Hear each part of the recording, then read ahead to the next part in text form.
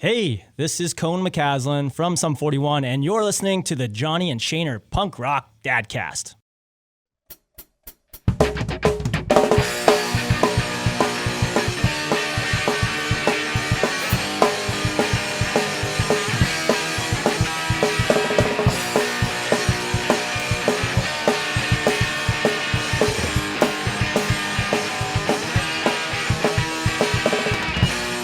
Welcome.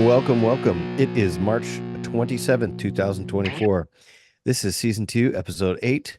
We have the usual suspects. I'm Johnny Zero, and Shaner Macaulay joins us hailing from Oshawa, Ontario. Hey, welcome to the Punk Rock Dadcast. We are not exclusive to dads, moms, or those who can or cannot procreate or choose not to. We're just two dads who love punk. We're here to talk about punk. Local, unlocal, old, new, large, and small. No rules, no holds barred.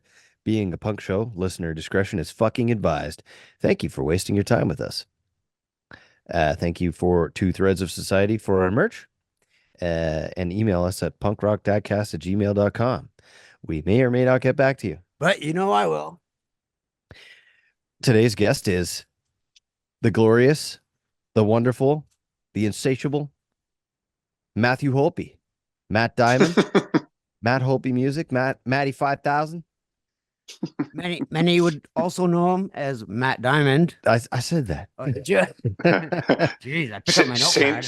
I'm lost Shane already. decided to he decided to leave already. Now I he's back. ran over to, I don't know, get a drink or something. What do you and then think? came My hand dandy notepad. It's no bucket. Are you guys not you're not in the same place? We are. We're looking at each other right now. Yeah. Oh, weird. You're all split screen and professional. Well, I'm here, watch. For those who can't see at home, Johnny You're just walked freaking me around. Yeah. Well, I mean, we both have professional microphones in front of us, and then we only started to do the video thing a little bit recently because, you know, some of our guests can't necessarily be here. So thank you for joining us.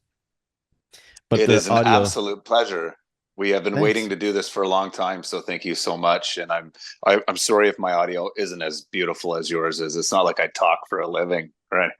It's not probably... like I should have. So before we get started, normally I'm on the opposite end of things like this, so this is kind of cool. But I will say that you guys are really killing it. It's so great that you're continuing this, because I remember when this was in its infancy and you were just starting. So congratulations first and foremost. But of course, Shane, I'm sure you're being showered with compliments and how wonderful you're doing right now. And I just want to applaud you. Your hair looks great. Yeah, that's what I was talking about. Yeah. No, thank you.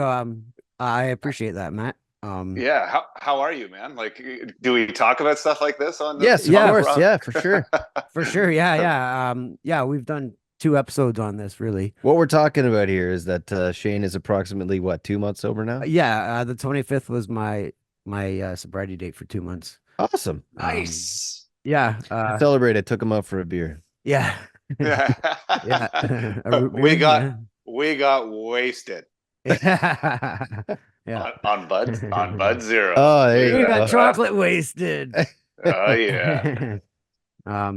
No, Cool. I appreciate that. Yeah, no, things are going great. I got him a popcorn machine. You can see it behind. Yeah, we're having popcorn later. Yeah, we're gonna have popcorn after. It doesn't so really down. work like while we're recording, because then you're just gonna hear a whole bunch of masticating, and it's not good. Cool. It's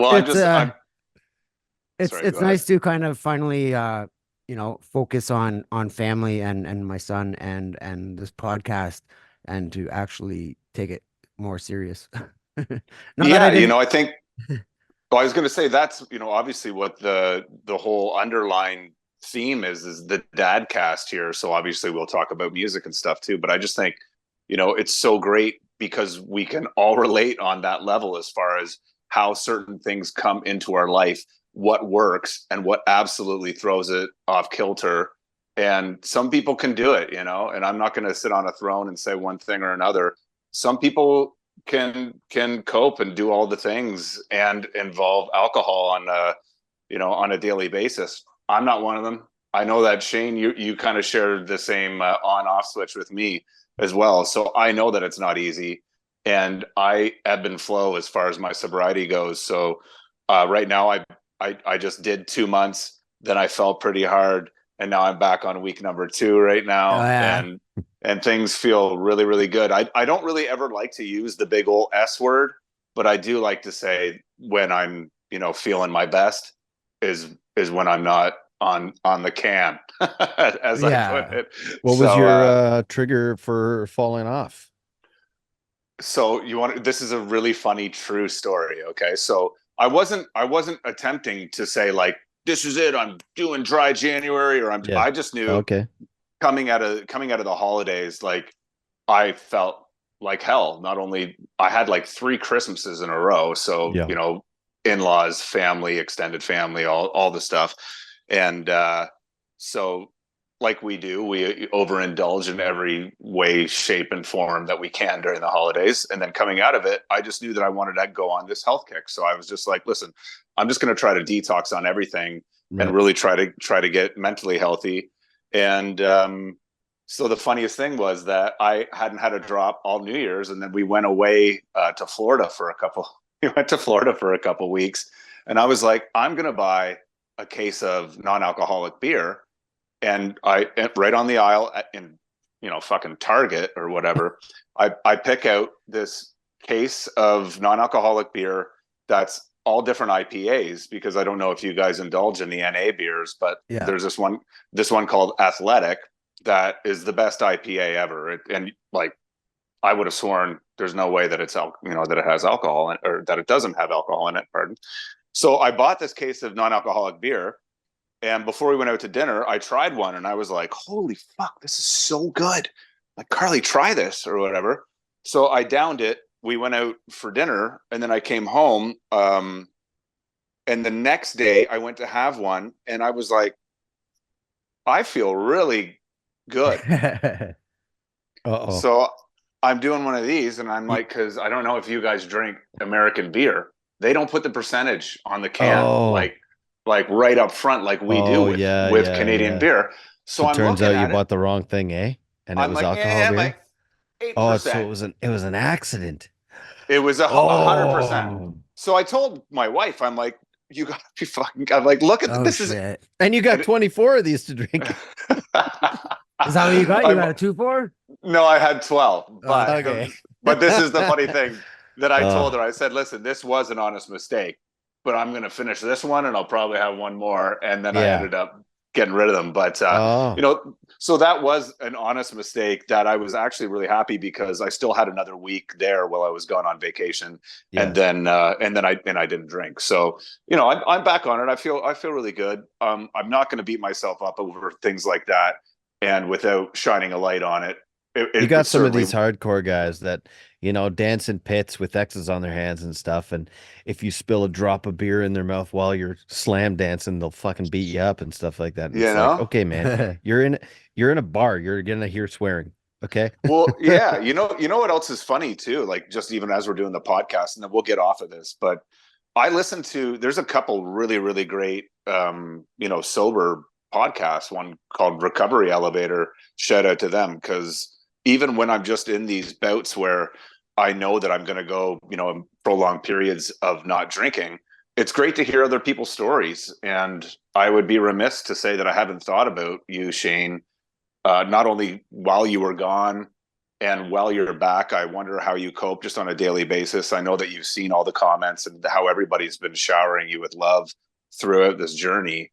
And, I put you way up here because I know that it's a different story for you than it is. I mean, every story is different, obviously, but I really want to tell you how proud I am and how much I love you. I've known you for 20 years, and just to know that you had it within you to say, yep, it's time. I applaud you, because we gotta be awesome for our kids. Right. So. Yeah, thanks, man. And you know what it was? It was the one thing that really put me over the edge was I talked to Cone from Sum 41, and he pretty much gave me a nice list of punk bands that I listen to and that he has talked to and been on tour with, who have gone sober and went to rehab.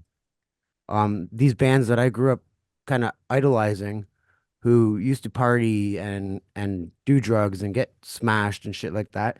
And they decided, like, they're family men now, and they're too old for this, doing it every day. And that's what I was doing. Yeah. I was doing it every day. And to see these guys just all of a sudden stop, and they're happier and they enjoy life, they enjoy spending time with their family. And I was like, yeah, you know what? It's time to quit myself.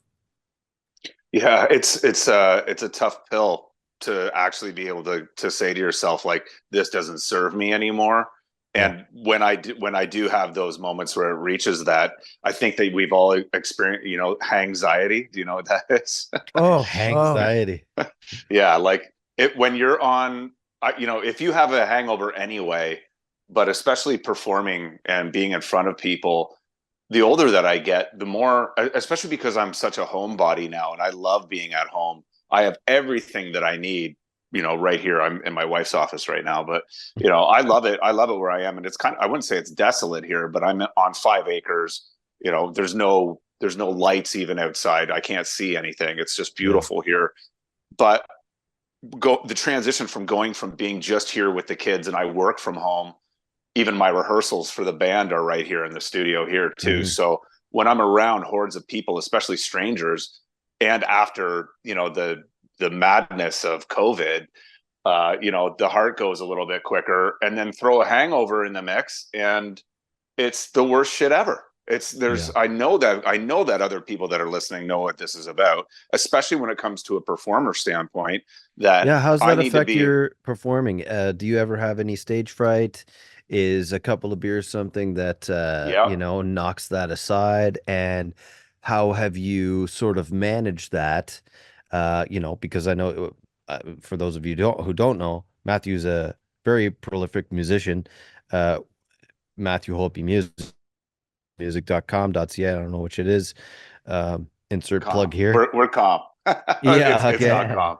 Yeah, I mean, yeah, to answer that real quick, it used to take the edge off really, really quickly and really nicely, right? Yeah, yeah. And then, which was kind of instant gratification where you're feeling like, bring it on, world, no big deal. And not to say that sometimes that doesn't work for me, but when it comes to nights of succession, it's something that's not, it's not something that I can keep up with. And after we just put out this EP in the new year, we did a run of shows, and I wanted to make sure, and I did a couple of interviews, and a couple of things as far as publicity goes. And to be perfectly honest, I wanted to remember all of it. Yeah. So that was part of the catalyst for me, was to say, this is a really important little chapter, even just personally, not even from an industry standpoint or anything, but I just mean just for me, for my mental scrapbook and for my family. I really wanted to embrace all of those shows, and I did them all without a drop, and I sang way better. I didn't go combing through my phone after, worrying about what I had said or did, or worried about photos of me. It's not being shallow. It's just how insecure I am. And when it comes down to the booze, what used to take the edge off kind of makes things a little bit shittier. So, and again, not to say it's never going to happen again, but I'm just letting you know. But and then you start feeling shitty, and then you would need to drink a bit more to just kind of make yourself feel more comfortable. And it's an ongoing loop. It just snowballs. Yeah, I bet detox is good for everybody every now and again. Yeah, for real. And I don't know if it's something else that goes part and parcel for other people, but I get plagued with guilt. So then I start feeling like less of a human. And then it's like, how is that supposed to facilitate anything like being a good dad, husband? Which adds or to musician. the anxiety. Yeah, all of it, right? Yeah. But let's turn back to your album there, the new EP. Sure. I've heard it about 5 or 6 times now. I really enjoy it. The three song EP. Tell me about that, and really what I want to know is what makes you different than when you're more in your solo kind of stage. Like what differentiates that from like let's say Family Man? Nothing. It's all the same cast of characters. It's like me as far as the entity goes, as me releasing music. I just wanted to use my name this time because I've been in bands before, and what originally started the very first single that I released was I played everything in the studio. So, and then after I started to write music, I thought I'd like to put a band together. As much as I love just strumming an acoustic guitar, I thought I wanted to put a band together. So just Forgive like me if my memory's up, but was that Champion Heartache? Yeah, Champion Heartache was the very first thing that I did. We did 2 records, which is now like 20 years ago, which is Yeah. And then there was another band called the Coach Lights that we did for a little bit. And then there was a period where I did another band out here. I was a part of another project called Doses, and then I just started writing like crazy. Oh, pardon me. And then there was Say Ritual before that, which was another kind of, it was a more aggressive, but it was a rock and roll band by every stretch of the term. But so after I left that project, I just began writing. And while I was in a pretty awful state during COVID, well, I mean, everyone was partying, and I began to take writing a little bit more seriously. So a long way around that question, Shane, is that it's still just me, but there is a band behind it. And when I'm in studio, I still have my same guys. You guys know Toots, Tootant, who's been my drummer, for 20 years. He is my right-hand man. He's my business partner as well, where it comes to all this. My bass player, Craig Fass, has been with us since the inception of the solo thing. My dad is my piano player, which I fucking love. It's the greatest thing ever. And he lives up the road. That's super cool. Yeah. Like, and did he play with you at Convergence last year? Yep. Absolutely. Oh, he did, eh? Yeah. Yeah. He was up there with us. And then our lead guy is a guy, ironically enough, named Ken Kucherik, who played on the first Champion Heartache record. So I've known him for 20 years. Oh, cool. And yeah, so now he's my lead guy, and he plays pedal steel, and his pedal board is bigger than this fucking desk here. We always laugh that he's tucked away on his time machine, because lead guitar players, man, they're crazy. So yeah, this last EP is still the band, but it's still just me, but there's a band there as well. So, yeah. I was gonna ask you about your dad, because I think you were reliving with your dad when I met you just before I started working at the Rock. Yep. 19 years ago, 20 years ago, 20 now. Dude, so crazy. At least 20, because I was thinking it would have been around 20 years this time. Yeah, I moved back home. So I did like college twice, and then when I went in for radio, I jobbed out, and then ironically got a job in Oshawa, right? So our hometown. But I had to move back home because I was still working at a restaurant at the time. And then where's back home? Back where you're at now? No, in Oshawa. So I I got a job, which was Magic at 94.9. Then they got bought out by 94.9 The Rock, or Durham Radio, and Steve Cassay saved my life, and gave me one, and then gave me a porn star name. which is Uncle Dustin. We call him Uncle D on our show. It's his brother's neighbor. His real name is Matt Diamond. No shit. Yeah. I love that guy already. Yeah. Did I ever tell you? I think I did tell you, Matt, how I met Shane's friend Matt Rock. No. Oh. Okay. I know Matt Rock, though. I like Matt Rock. But I didn't. So this is, I don't know, what, 7 or 8 years ago, I think. Yeah. I was in Florida, and Karen Coyle posted something about something, and then Matt Rock posted, "Hey, I would come, but I'm in Florida right now." And I thought it was you, because my stupid brain associated Matt Rock with Matt from The Rock. Yeah. And I go, "Dude, I'm in Florida too. Let's meet up." And then I wound up running in. I figured out pretty quick that it wasn't you. And then I was like, well, we have like fucking 57 mutual friends.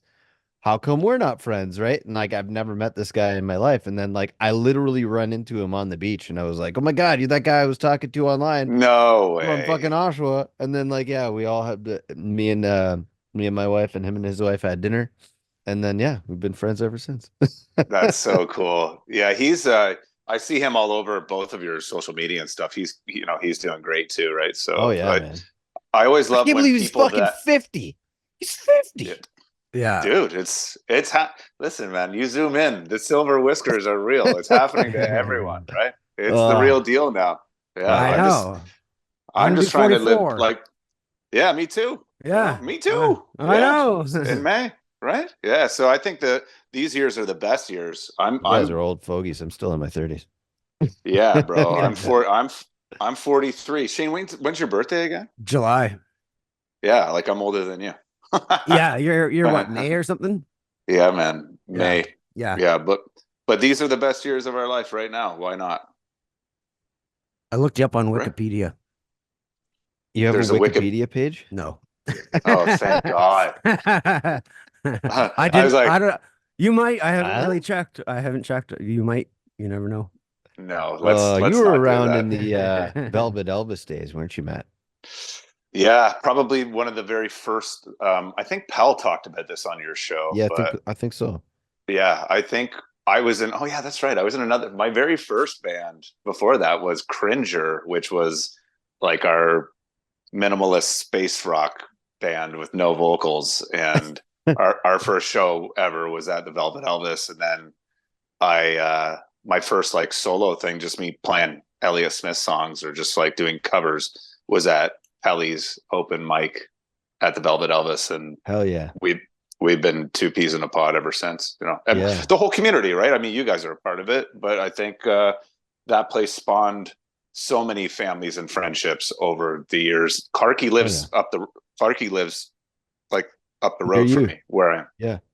Yeah, I'm in Workworth, and he's literally on my road. Like he lives on my street. Yeah, our last two guests live in Warkworth. Oh yeah? Yeah, Natalie Garcia and Natalie Garcia. Yeah. No way. Our last two in studio guests. Yes. Yeah. Very cool. Pre and post Shane's rehab stint. Yeah. Very nice, man. Yeah. Very nice. Yeah. Do you know her? She was a Velvet Elvis girl too. I do know her. Yeah. And Yeah. I know that she knows everybody around here. This is a really tight knit community. It's really awesome here. I love it here. Have you guys run into each other up there yet? No, she may have been at a house concert or something like that. She would probably say yes. I might not have been in my shiniest when I bumped into her, so I don't want to say whether I saw her or not. I went to her house, I don't know, a couple weeks ago just to help her move a trailer because she's getting a well dug. Yeah. Up on that hill there. Cool. Yeah, we're all on. We're the country mice doing the septic thing now. It's yep.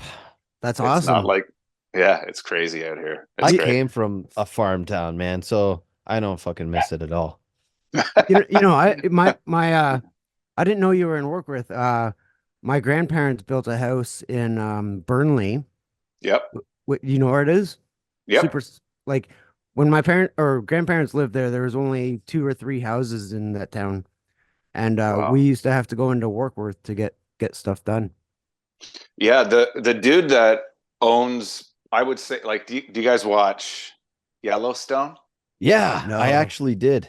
Okay, so the Allens out here, that's the last name of they're the Duttons of really? Warkworth. So they own, if you look out my back window, literally 300 acres of farmland. Wow. And they own all of it, and their family has been here for 100+ years. And their farmhouse that's down the road was probably the only house on this road. Except for the Duttons is what? 300,000 acres or some crazy shit like that. 3 million. I mean, it's obviously completely fake, but I don't know. I thought it was a good show while it lasted, and then all the fucking drama. Yep. Yep. There we go. But but yeah, country living is suiting us for this chapter of our life for sure. And it's great for the kids. Yeah, the kids love it. And we just got a I don't. You'll hear, but we just got a. I don't know why, but we got a puppy. Yeah, I heard a bark. I thought I heard a bark. Yeah. Oh Yeah, yeah. man. Yeah, it's fucking party time all the time. You have a couple of chickens up there too, don't you? We have a puppy. We have 3 cats. We have 10 chickens. We have 2 children and 1 monkey. Do you? Is it like a IKEA monkey? Pointed at himself. It's me. I missed that. Shane goes, do you? Seriously? Oh yeah, You could have. I was waiting for at least a pig. No, I'm not. I'm not. There's enough shit around here. I'm not getting fucking paid. Jesus. How are the kids doing? Dude, so good. Ben is almost 10, which is crazy. Avi's 7 now. This is the first year that they went to school ever. Like, we homeschooled up until this year, and they made the move and said that they wanted to do it. Yeah, I guess this. I always like, I won't talk about my kids, but this is the dad cast. I can talk about my kids. Yeah, for sure. Yeah, you know, they're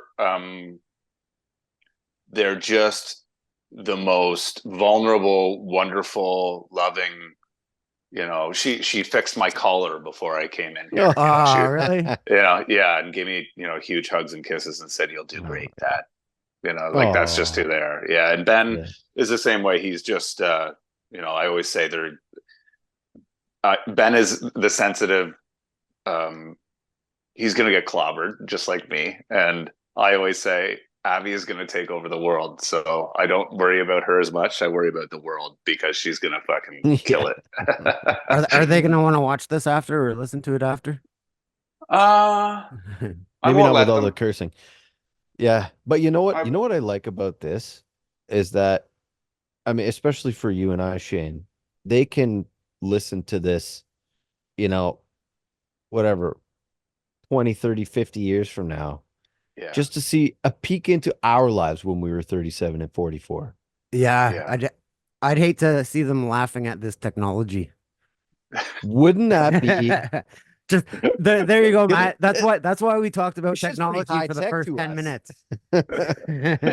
Yeah. They're gonna be it'll be like a hologram in their room. Yeah. You know, look at this cable. Soon they're just gonna be like, "Hey Google, start up the podcast," and they don't have to connect like 47 wires together and like, you know. I'm old school, man. Yeah, exactly. Oh yeah. Yeah. I mean, technically, this is actually pretty old school technology. It's not. It is. No, it is. But it's good to us, right? But like, my kids know how to put on a record. Oh, that's my jam. Is that Ben is now starting to collect vinyl. Yeah, and he has his own turntable in his room. So of course, excellent. You know, we're always, you know, the music thing is just a part of life here, obviously. But he plays piano really great. Plays piano too. But yeah, they're both, putting on a record. I think that's just as important as being able to, you know, pump up a tire and ride your bike. I'm like, I was going to ask, go flip the record. Do they? Yeah. Do they ever? It's a good thing they don't listen to punk. They'd be flipping every 12 minutes. Yeah, for real. Do they ever jam with Daddy or what? Yeah, Ben has a bass too, so we always do our best to try to have a jam night where I'll let them come down to the Spacement and we'll turn it up and, you know, fuck it up good. And we always have dance parties and stuff like that too, right? Cool, so there's yeah, I mean that's really important. The only thing that I'm just always like, don't let the dog go and destroy my jam room. And and if they have, some of their friends are really great, other friends are like, keep that kid out of my guitar case, you know. It's like, so, but yeah, I think that instruments being accessible and having them be kids, that's something that I'm like, you guys know, being dads, it's like the one thing that I'm always constantly trying to tell myself is like, relax, they're kids, they're gonna be loud, you know. Let them be fucking kids, you know. Yeah, I'm all about that. Sometimes I think my wife forgets that. Yeah. I can say that because she doesn't listen. Yeah, neither does mine. I'm sure she could say of it too. She could probably say some stuff too. Yeah, absolutely. I keep telling her to start a podcast with a girlfriend. Yeah. I agree. Should have had something there too. What? I was gonna say something. Say it. I forget. Not about that. Just going back to the kids. Going back to the kids. Jamming. I don't You know. jam with Finley, don't you? I do. Yeah. Yeah. Yes, I saw that you just set up the jam room. He's got his own little amp down there Yeah. sorry, Yeah. and a kit too, right? He's got a kit, doesn't he? He's got the small drum kit, and he Yeah. got the keyboards for Christmas. So cool. Yeah, the bass and guitar are mine, and those two amps are mine. So But great, man. he loves singing on the mic. That's what like his favorite thing to do. Oh yeah. Yeah. I'll get Yeah. my girls down here. Like they're not musical yet. I think I'm gonna enroll Aurora into lessons pretty soon. Piano at least. Yeah. But they love jumping off of stuff and singing and screaming. And that Taylor Swift album came out or whatever on Netflix or Disney or whatever it was. And my Yeah. wife was, she's a fan, so she was playing that and like, they're jumping on the furniture, screaming at the top of their lungs. And I got the screen down here and we've got like a couple of wireless mics and we'll just let them run around and sing Frozen or whatever, like Oh, yeah. put it on and It's the and they best. just like, yeah, man, it's great. I love Yeah, it. it's the best. I remember my dad did that stuff for me. There was always a moment of turning off or turning down the lights and putting on Dark Side of the Moon and scaring us to death in the best way possible. So it's Yeah, like, yeah, I love that. That's a funny story too, because like my dad had, like the old school receivers and everything all stacked up in his unit or whatever. Yeah. 2 microphones hooked up so me and Dustin could sing along and shit. And of course vinyl. We used to always put on our favorite song to listen to, which I now own because he gave it to me. The Specials, Ghost Town. Oh, great, dude. That Yeah, record's yeah. so good. Yeah, Oh, he yeah, still I had love it. it. But He it was just died, eh? He just passed away, that guy. yeah. Like what, 6 Yeah. months ago or something? Yeah, just last year. Yeah, maybe then. Mhm. Mhm. You're probably right. Just Just yeah, no. Yeah, I keep forgetting we're almost into April now. Oh my I know, God. time's flying. So your basement, what is that? Spacement version 4.0? So our last house we had the upper space. So here's the chronological order of the last 4 houses. So on James Street, when I was in Peterborough, we had the outer spacement because it was separate from the house. I finally outer had space. right. Like it. So we finally had this big, beautiful wood shop that was the best jam room ever because you could literally say goodbye, walk in, close the door, lock it, and then you're in your own world, obviously. And then the second house that we had in Peterborough, we had the upper spacement because I had a loft. And this house was so wonderful because I had my own shower up there. I had it was like the best bachelor loft apartment. It had a separate bedroom, but big vaulted ceilings, and it was just the best situation, I think, to be able to say, even if people were there, you could be up all night and no one would know. It was amazing. So that was the upper spacement, was the loft. Yeah. And now that we're here, we're back into the basement. So this would be, I think, Spacement probably 5.5 or 6.0 now. But the funny thing is that so the basement is not finished. And I know that you know this, Johnny, because I know you've already made mention of it. But I mean, number one, only because I finish basements for a living. I know. And the last time that I had a quote, I was like, I don't know that I'll ever do it now. But I think the point is that there's this kind of a romantic quality to being able to have a blank canvas of, it feels like a high school kid's basement, and I love that. I have big Persian area rugs. Yeah. I've done all the walls that are just framing and insulation are just covered with black bed sheets, as Shane knows. And, the original. Right? That was your original, like, wasn't that Spacement 1.0 originally? Like, we did that in Curtis. The beta model. Yeah, the first test of it. Yeah, we did that there, but I think save your money on making your basement and make it the way that you want it to, and fill it with fucking gear. Yeah, it's just, I think it's great because not only is it, I mean, I've certainly cleared out a lot of the gear, but I mean, there's a couple of drum kits, there's a great PA, amps, everything that we need to rehearse is down there. But at the same time, there's I think there's a magic in the air of being able to go downstairs because I've got all the Wi-Fi lights set up and I can set the mood for everything. There's still Christmas lights all in the rafters and the ceiling, so it feels like a bar, basically It a looks speakeasy. it looks like a nice lounge bar. Like, you fooled me on the unfinished. Like, I was looking at the layout. So what's the age of the house? This house is only about 4 years old, actually. Okay. So so this is a new build. It was already done. Like concrete dust doesn't really come up?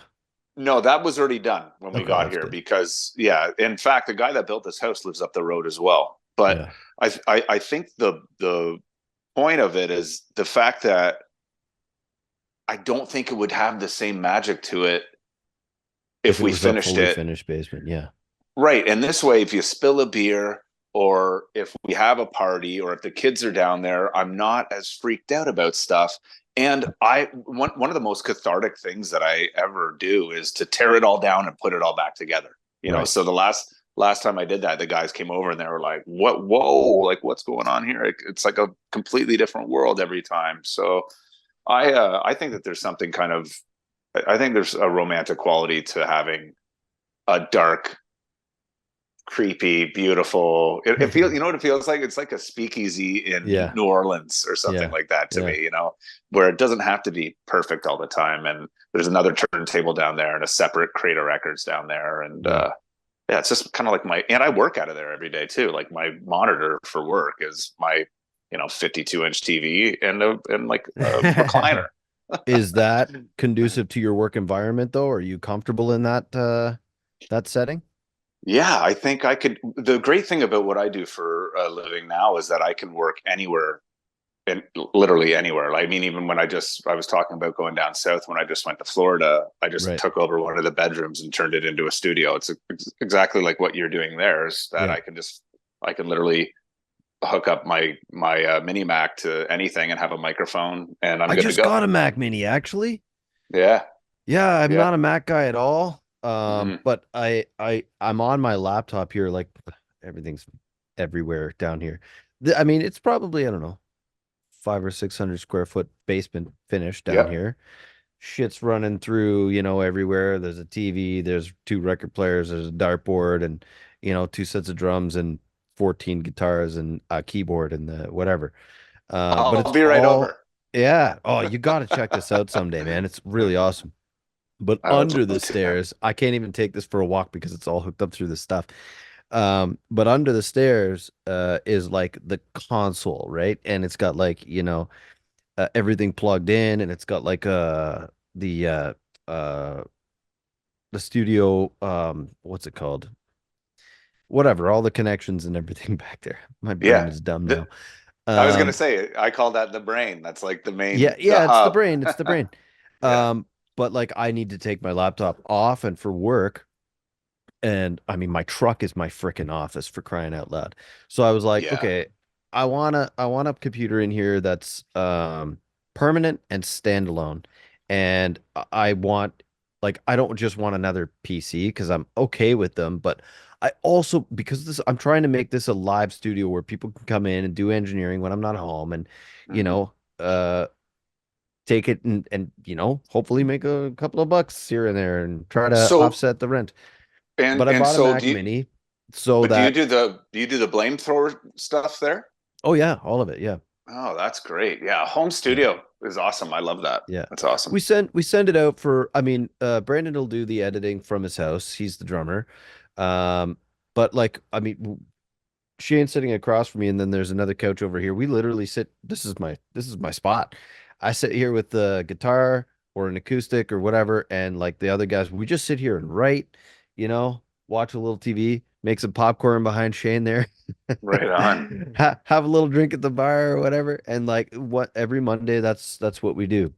But yeah, I bought the Mac Mini just so I can have the versatility of different styles of engineering. If you want to go, Logic or Pro Tools or whatever. But I'm generally a Cubase guy.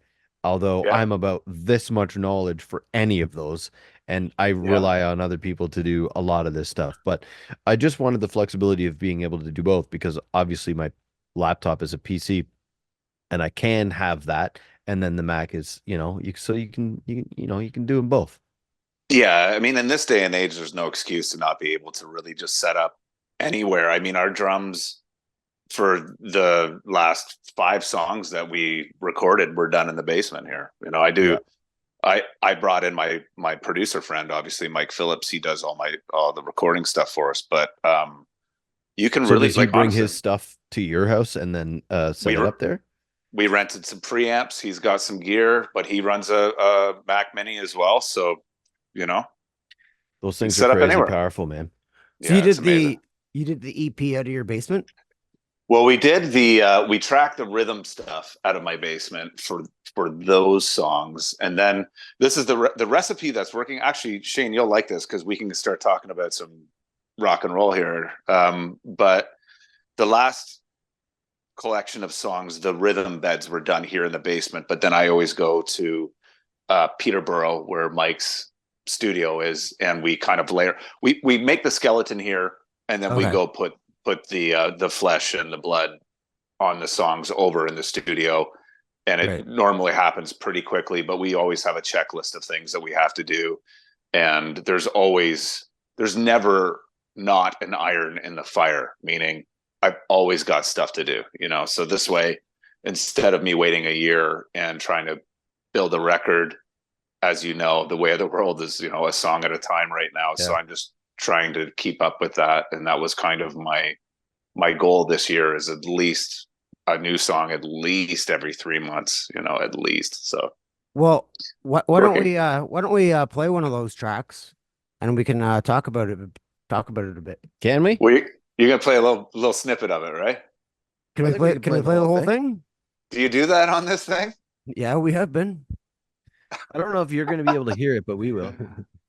What am I looking up? I don't know. I mean, unless you want royalties. No, God, no. I just don't want to bore anyone. That's all. Give me your most punk song. No, I like personally. I really love track 3. I also really love track 1. They're all really good. I got Goodbye Song, A Certain Place and Time, Family Man, Big Mouth, Everly, Lonely Town, This Old Just Heart off the People. off the EP. Well, I'm off the EP. You know what? Off the EP, play People I Admire. That's the one. Yeah, it's a little guy, but just a quick precursor. We've got a sax player in town. Who, I can say it. I actually, he's not a good friend, but I'll leave it at that. But he's a really talented guy, and he blows all over this thing in the best way possible. So I was going to ask about horns. It's on my list here. Yeah. My dad plays horns on Family Man, and but we can talk about that after. But this one is like, this one is just kind of like the ugly duckling of them, I think.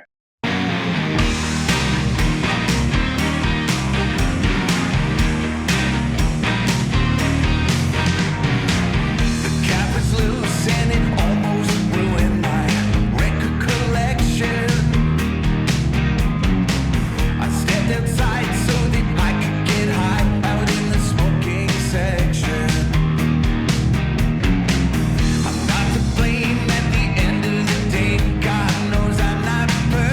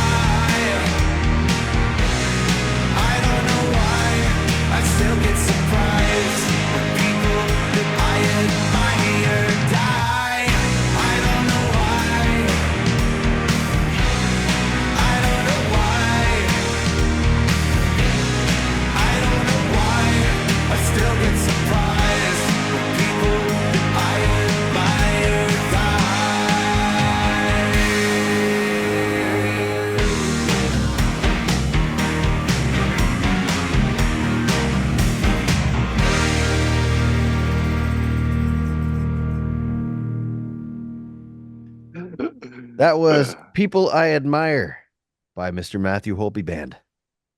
Yeah, I got through the sax. Yeah. Sexy. All right. That was awesome. Thanks. So man. shit, you and Toots have known each other a good long time now, I guess, eh? Yeah, talking about the days from 94.9 The Rock when we did this thing called Local and Loud way back in the day. We used to have judges that would have to come out to destroy young musicians' lives and give them a rating because music is a contest, right? Was that when it was at Excuses? Yep. Yeah. Yep. Do you ever watch Loudermilk yet, Matt? No, I haven't. But everyone's telling me he's a music critic. Yeah, that's okay. Great. Yeah. So that's I love him. That's the association. He's the best. Yeah, he's funny. Right. Well, yeah. So for this Local and Loud thing that we did, I remember Toots coming up to me and saying, the first time that I ever turned on that radio station, he heard "Cut Your Hair" by Pavement, which is on Shane, do you remember the New Rock at 9? Yep. Yeah, I do. So we had this show where for some reason they let me play whatever I want for half an hour, Monday, Tuesday, Wednesday at 9:00. So the idea was to try to introduce new music from the label perspective as well. But obviously I'm going to throw in, the stuff that I really like as well. But Toots just told me the story last week, actually, where he was like, is this what this station's going to be playing now? Like college indie rock? Like, this is a dream come true. And then right after that, it was like April Wine. Yeah. Like Granddaddy, Guided by Voices, and then Black Dog by Zeppelin or something, which is actually really awesome, or like Rough Trade or something. It was like, but Toots and I have known each other. Yeah, it's been, man. Yeah, I mean, I think you guys 20 years. were just 20. Just 20. I was gonna say that. Well, too. I'm thinking. So I got with my wife when I was 23, and I just got. It's been 21 years. 21 years since he and I have been like. Yeah. Yeah. So you and your wife met what, in 2004? 2003. That's crazy. Yeah. Me and my wife met in 2004. Yep. Yeah. Yep. I mean, we weren't together that whole time, but we're going on 10 years this year. Yeah, and I started at the station at the Rock at 2004. In 2004. Yeah. Man, that's crazy. Fuck, we're old. I love it though. I guess everything happens every 20 years. 94 was a good year in 2004. That's 30 years ago, Holmes. Oh shit. Well, dude. No. Yeah. 2004. Oh. No. And it's 2024. Oh yeah, that was 20 years. Yeah. Ago. 10 years before that. 10 years before that. Yeah. The point is that is crazy how fast that's gone by. But when you think about that, those seminal years of our lives, how fast they go by, and we're all still doing this. I love stuff like that, where I still have friends from 20 years ago that I am closer now. The Pellys, the Clarkies, the Toots, all these guys that are just such monsters in my life in the best way. People that I look up to and that I'm still so close with. Yeah. They say when you're friends with somebody for longer than 7 years, it's a lifetime friendship. I'd like to Shane think and so. I have actually only known each other for like 2 years. Yeah. Yeah, but barely. Maybe in this capacity, but yeah. I mean, Johnny, I've known you forever. Like, you've always been in the room. You know what I mean? Like I've always felt that there's just been that camaraderie where you're doing it just like everyone else is doing it. You're absolute. I'm just a fly on the wall. No, I mean that in the best way, right? It's like you're the everywhere man, and that's the thing that a lot of people strive to be is to have friends in every room that you enter, and I definitely feel like you're that guy. I'm here. Yeah, you are here. Will McGurk is that guy for me. He's fucking everywhere. Yeah. He's just everywhere. Yeah. You know who I'm Yeah. actually doing a reno with our friend Mickey. Oh, nice. Photographer. Photographer. Yeah. We just started. She's the best. Yeah. She's the best. There's a Yeah, big Velvet Elvis sign in her backyard, eh? Oh, no way. Yeah, I'll have to take a picture of it for Like you. it's the one. Velvet Yeah, Elvis? the sign. No way. Yeah. I drove by there because I don't know what it's a law office now, I think, or something like that. Who knows, man? But I just drove by there last week with my son, and I stopped and pointed to it and had to talk with Ben about things transpired in that house. I don't think I could point out that location anymore. Like, it's just I can drive by. It was so long ago. When was that? When did that end? 07 or something? Something like that, man. Yeah. I'm not a numbers guy. Yeah. So I was only here from 04 to 07. And then I left from 07 to 11, and then I came back because I went to Vancouver for a bunch of years. Yeah, I was gonna say out west. Yeah, that's right. Of course. Yeah. And then crazy. And that was actually like before. By large, we had like Facebook, and we're able to keep track of each other because you know, I mean, sure, we had whatever MySpace and telephones and stuff, but ICQ. I never had that.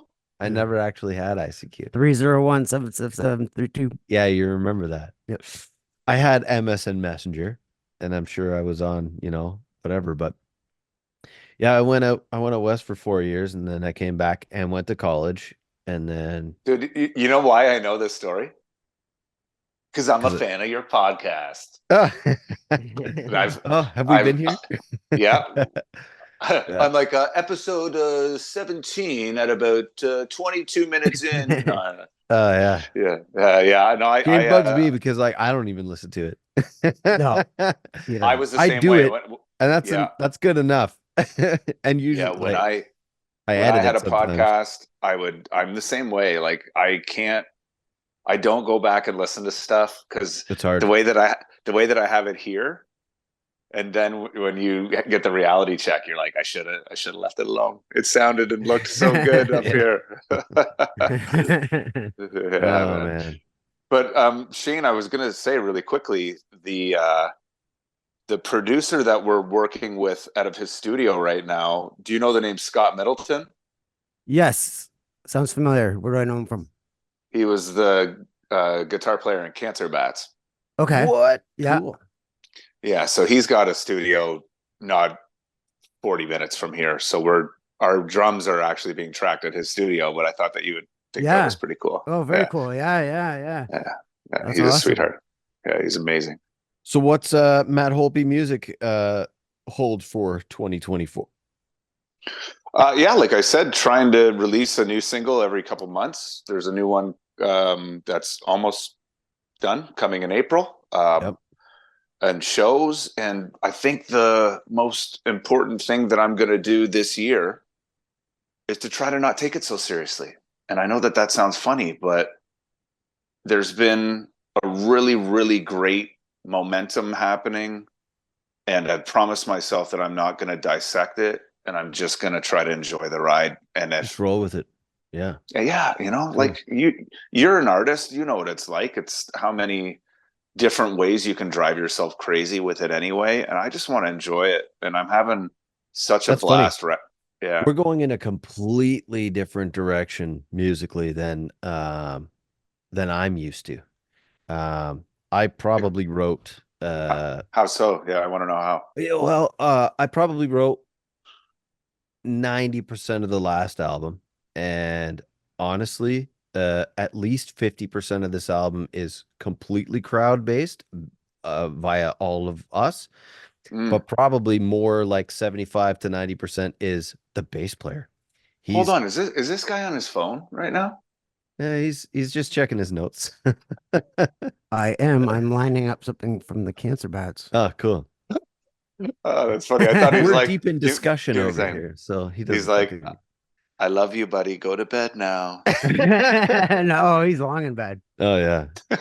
No, honestly, you're talking about my son. My bass player has been writing a lot more of the music, and I'm warming up to it a lot. Like we've had a lot of songs where he's brought to the table and uh, stylistically we're very different.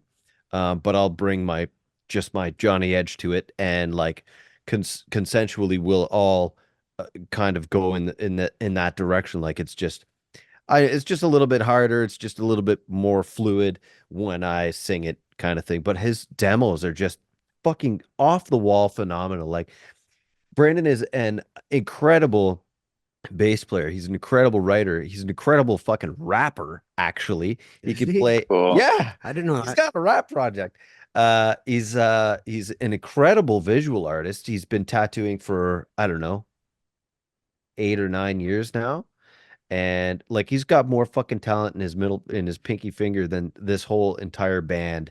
And he's just leading with this stuff. And like it's very hard as I don't want to say non-essential member. I want to say like a secondary member of any band to introduce music, because it's like I don't know if these guys are gonna like it, right? I don't know if this jives. I don't know if whatever, right?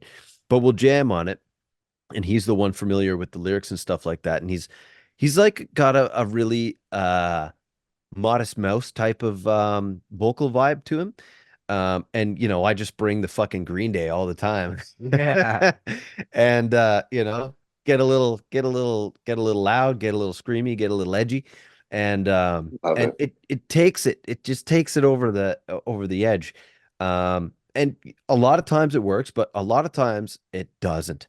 And I mean, we've probably got like 18 tracks that we're like ready to we're probably done, maybe 10 or 12 of them demo wise, and we're Wow. just gonna keep rolling them through, keep rolling them through, cut the weeds out, and try to mow that lawn, I guess. You gonna make Ed the Sock a hidden track? I mean, yeah, that was a new thing that we did. We made an Ed the Sock theme song recently, which aired, and that was pretty cool. It was a Yeah, I know. 5-second I know song. all this stuff.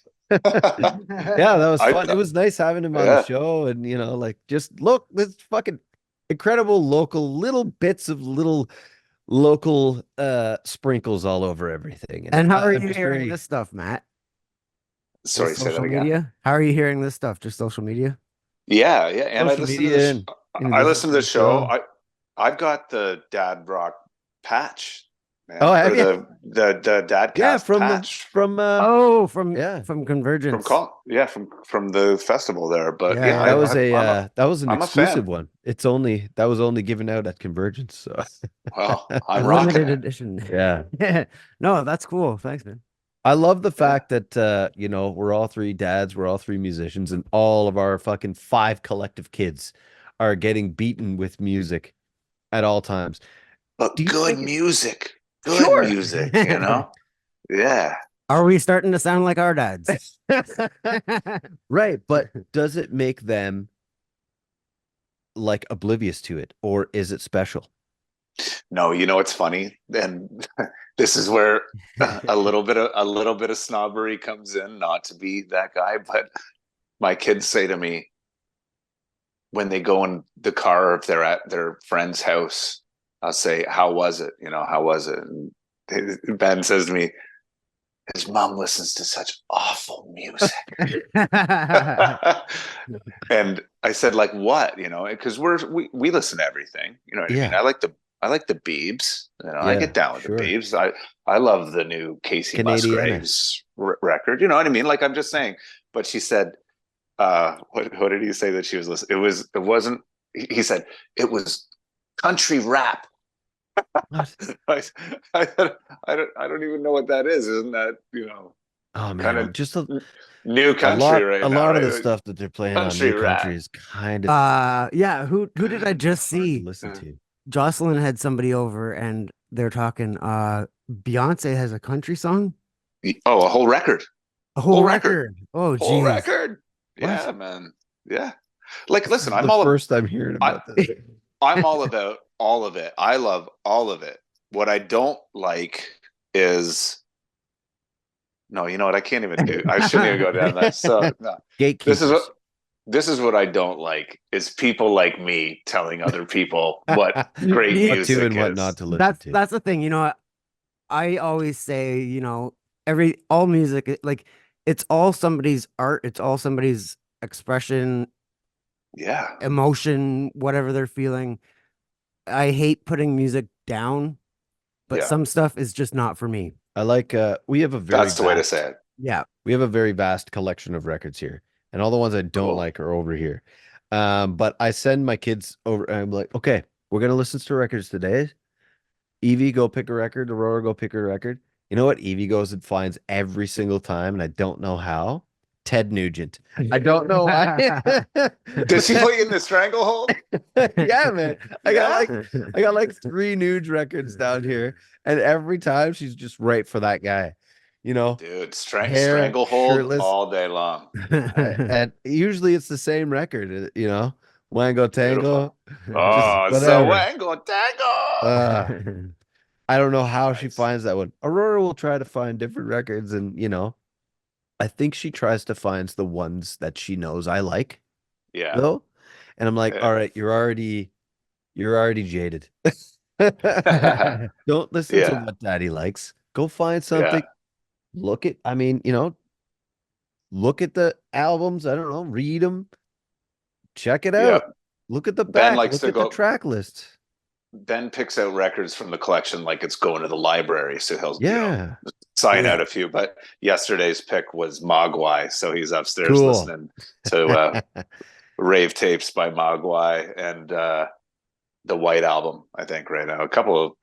And there's just always good music playing up in my son's room. Yeah. I gotta go hang out with him. If you own it, you definitely approve of it. So Well, some more than others, Yeah. but yeah, absolutely. I'm gonna get her into Gorillaz and Wu-Tang. Oh, dude, Wu-Tang all day, Yeah. all day. Yeah, More and I've more. already talked. I talked about Wu-Tang. So this other podcast that I was on, they were asking me, you pick 10 songs and then tell stories about those songs. So mine went in a chronological order of importance that started with like Anne Murray, because it was the very first concert I ever went to, and then made my way to the Jizza. Oh shit. So it's like, there's definitely this, as far as the trajectory goes of my musical taste, and like everything from ABBA to Zappa and Wu-Tang, to Whitney. It's all down there no matter what. I love all of it. Yeah. Yeah, man. Yeah. You may have me beat by Anne Murray. Slightly, though. Dude. Just slightly. What do you mean? Richard Marx. That's all right. Nothing wrong with that. And Chicago. That was your first show? Not together, but both around the exact same time. And let me tell you, I bet it was at Canada's Wonderland. It was. Yeah. Yeah. I love it. Yeah. My first concert was a Canadian band, if you can even call them a band. Bryan Adams. No, this is so Band? much more embarrassing. Band or artist? Band. Okay. You seem hesitant on that one. I'll give you the clues. Oh, They I'll were- get Yeah, this of all course you day. are. Tom Cochran. No, they were born of the Philosopher Kings. Oh, Jarvis Church. No, the other half. Oh,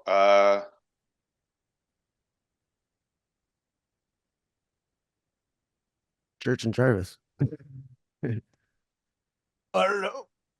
yeah, I want to say the Philosopher Kings, eh? Yeah, you got me on that, man. I should Prozac. know that. Oh, yeah. Oh, that's good. Yeah, That's that was good. my first concert ever. And where was And- that? I don't, somewhere in Kitchener, I think. Like my friend's brother, won the Pepsi challenge, and there was like, I don't know, fucking, 150 screaming kids or whatever. Awesome, dude. And That's like, yeah, great. it was bands. I was 14 or something, wearing this little Pepsi lanyard. Went to Nice. some shit in Kitchener, and my mom dropped us off in the minivan. Awesome, man. Yeah, see, I love man. I love stories like this. Let's talk And more music shit like this. This is I great. actually wound up going to So there's two guys that form Prozac, and they're both from Philosopher Kings. Jason Levine is one of them. He was the singer. I can't remember the guy's name, but he's blonde and he's the guitar player. And honestly, he's fucking a phenomenal guitar player. So Prozac is Sucks to Be You? Yeah. That's it. Okay. Yep. Cool, man. I Yeah, mean, like, dude, that could be so much worse. Your first concert was that? That's like, I'll tell you proudly. James Brian McCollum. Nice. Is the other guy's name. And honestly, that guy was an inspiration to me. Yeah, I started playing guitar when I was 11. It was acoustic. And I encourage young players to get an acoustic before they get an electric because it makes it easier to play an electric after you've had to play an acoustic for a while. Yeah, The I agree with strings that. are, the strings are, first of all, it's a more tactile experience. You don't have to fuck with all the knobs and everything. You can just pick it up and play. And, Mhm. you can learn those four chords and you can play 100 songs. But, shaping those and forming those and feeling that whole, body and the soul of that experience. And Prozac actually, like in the later tracks of the album, I mean, as much as pop music did whatever it did, uh, you could actually hear guitar in that music. And that was kind of a seminal point in my youth because it was like, what do I think about this? And I didn't really have an opinion. I didn't really care yet. But it was catchy. It was, boom, boom, boom, boom. And it was weird that the guy had like an English accent when he was singing. He's from Toronto. Mhm. But, it just was catchy. And like, there's a little bit more emotional songs later on in the album and stuff like that. And Cool. yeah. And then I wound up seeing the Philosopher Kings at the music hall when it was the music hall a couple of years back. And it wasn't a very well attended show. And then I got to, shake the hands of uh the guitar player from Prozac, which was a huge inspiration to me back in my youth. And I thought that was Yeah. a pretty cool full circle moment because shit, like I mean, I've encountered a pretty good amount of, high profile celebrities in my life, but like more Canadian music than anything, and I love it. And the fact that they're so fucking accessible and Hmm. pleasant and fucking happy to be there and Yeah. sticking around after the shows and not just, off doing whatever. That's Yeah, always it's the been best. it's been what's so community about this whole thing to me. It's just No, I agree. I think on the, on the flip side of not only being able, so like not being able to meet, this has nothing to do is what I'm trying to say. I'm not going to talk about who I've met, but what I do love now is that the artists that I loved 20, 30 years ago are are either still doing it yeah. or they're coming back around again. Like Or Matthew they're Sweet, involved in some capacity. Yeah, Matthew. Uh, Yeah. I was gonna like say he's, not for me. well, yeah, I think No, there's this not only Well, like the resurgence of some of them, but like your idols some of are all the, dead. no effects is calling it quits. Yeah, yeah. yeah, that's true. Yeah, Fat Mike's still doing it though. Right. Like, I mean, And the Melvinator. In the They're all Melvin. right. just kind of going there. You know what? 41 years of no effects is enough no effects. Dude, my favorite band is a band where the lead singer is 66 years old, and like Guided by Voices is my favorite rock band of all time. And they put out like they're legit like 100 albums. Yeah. I think it was Henry Rollins that once said, I don't want to be a jukebox for anybody. And once he got, the first 10 years of his career out of the way, he then did like a spoken word kind of Oh thing. yeah, yeah. And then, nowadays, like you won't find him on it, but he still has a platform. He still has an No, yeah. audience. He was at Montebello Rock Fest. Yeah. Yeah, Doing what? talking. Just talking. Yeah, Yeah, he's been doing the spoken word thing for yeah. 30 years now. Really, Yeah. I mean, he's been Yeah. doing that forever. But yeah, I'm sure you guys have you guys read Get in the Van? Do you know what Get in the Van is? I've heard of it, but I have not read it. No. So it's the Black Flag days. So it's Okay. when Henry joined Black Flag. It's the basically. In fact, if you go on YouTube, you can listen to 10 hours of him reading the book. Basically, I'm telling you, awesome. it will consume your every waking moment I'm that you're writing that not down. that. Yeah, Get in the Van. will change your life. Oh, It yeah? is, yeah. I've probably read or listened to it 50 times. Cool. Back So way back in the day before there was ever, streaming services and audiobooks and stuff like, not streaming services, but you could buy, you could buy it on audio tape, or on I'll CD. provide the link to buy it on punkrockdadcast.com. Yeah. I actually wound up seeing him on one of those spoken word tours, which was very cool. Awesome. Yeah. But honestly, after about 3.5 hours of listening to him talk, it was enough. Yeah. Cool. So what's in your future for each of you? Where are you at as far as let's not talk necessarily, like, you can touch on career for me, but what is on the roadmap for either of you? We'll start with you, Johnny, since your square is lit up green. Swell. Raising kids. I truly I desire to put more time into my family. What I have done recently is I have trajectorized my career overall, and it's starting to hurt. It hasn't yet. I haven't lost any. That's when they say Right. you need to quit something, is when you've lost, certain things. But I mean, my wife will not be able to work very soon, due to a disability. And I feel the need as a father and as a provider to provide for the family. So the only way I know how to do that is to pour everything I have into one thing, and that's my contracting business, EJP Contracting. And I have literally doubled in size every single year since my inception in 2020 out of the ashes of COVID. It's been great, but so has my involvement in that, and in equally has decreased in my involvement at home. Right. I'm missing a lot at home. My little girl's got her ears pierced this weekend on her own volition because we So does didn't Shane. want to do that from birth. Yeah. We didn't want to do that from birth because I just thought it was cruel. But we have piercings, and she just said, "Hey, I want to get my ears pierced." And I would love. How old is she? 6.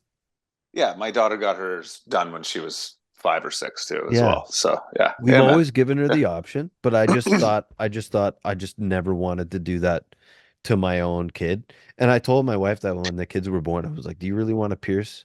You're holding the baby. It's 1 month old or something." I was like, "Do you really want to put fucking holes in this kid?" I chased She's mine like, down, "Get the and fuck away from me." I chased her down with a potato and a pin, and I just did it on my own.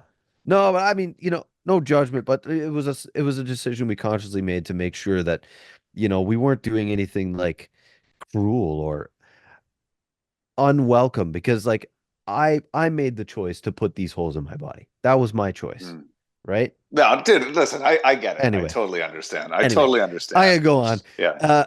But yeah, I was approached this evening because I came home very late from work. My wife also worked today. I got home at about 8:30.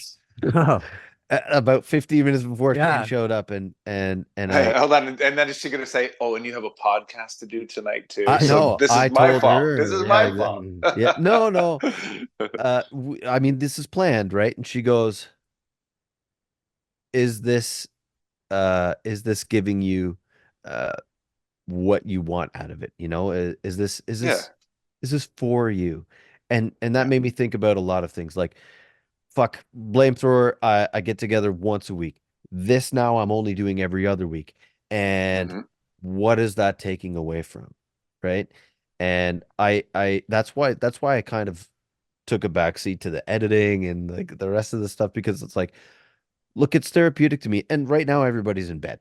So I'm okay, and it's good. And I feel good. And I really, really enjoy connecting with the people that I've been trying to connect with for years, and in a capacity that's much different than, a public setting where, it's noisy, it's loud, we can't really connect, we're having beers and we're not remembering.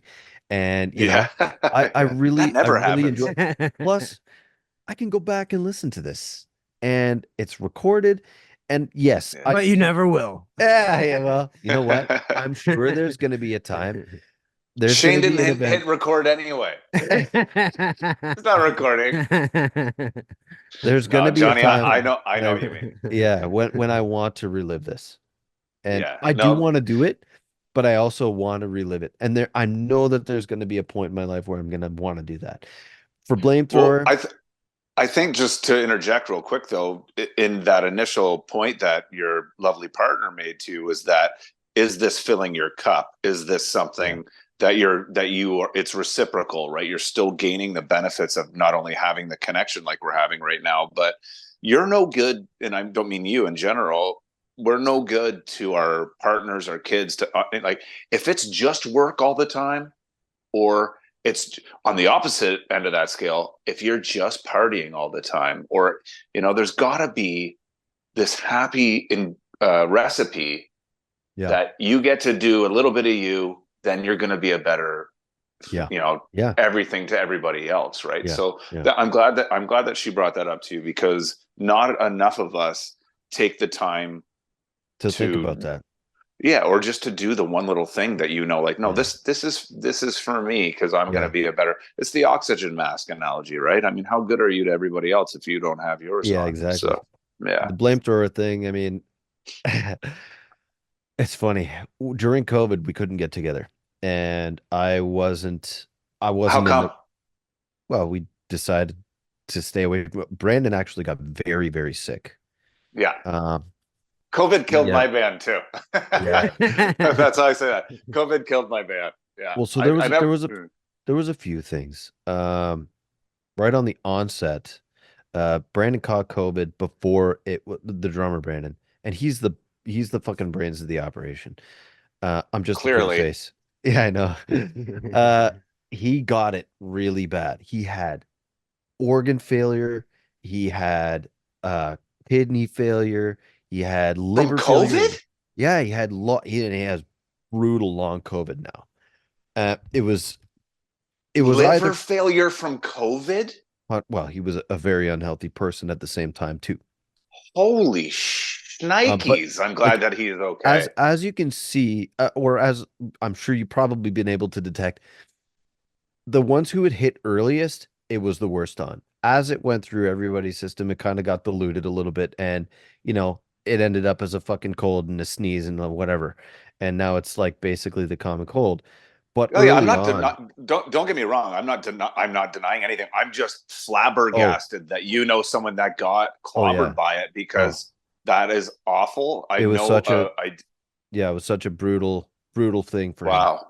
Yeah, Um, that's and so bonkers. probably about 18 months after that, middle of 21, um, he was on 14 different types of medications, Holy. and he couldn't get up the stairs, and like he was sleeping in a fucking recliner because like he has to like monitor his fluid levels and stuff like this.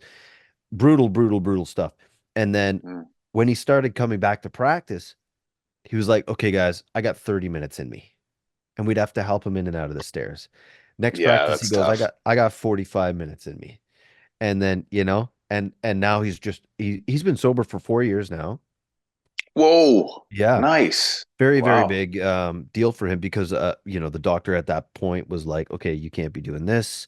You need to watch your this, you need to do this, right? So he's been eating healthy. He's probably lost Awesome. 40 pounds.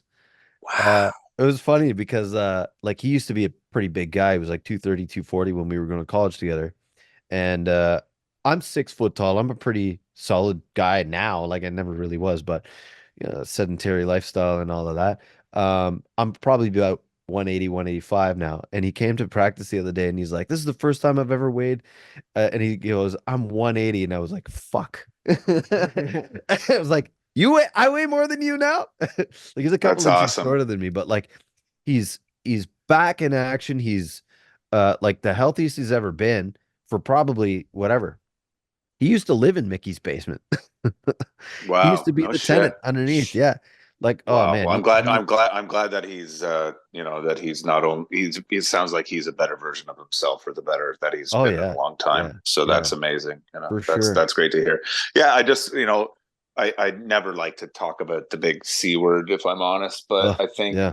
it's just funny, how not funny, but it's strange how it affected everybody in such different ways. And Yeah. that's what brought us here to where we are now, Yeah. because as everybody else was like, Carly and I both worked from home before COVID anyway. So we just knew the mass hysteria wasn't going away anytime soon. And we were Yeah. like, we need some freedom, Space. Get out some of there. space, Yeah. So we were very lucky in that regard to be here. But I'm always just dumbfounded to hear how it has affected people in individual circles, and obviously your family and your where you live and your geography and all that is different. But I think that Yeah. now, Let There Be Rock, he's doing Yeah. better, and you Oh guys are yeah.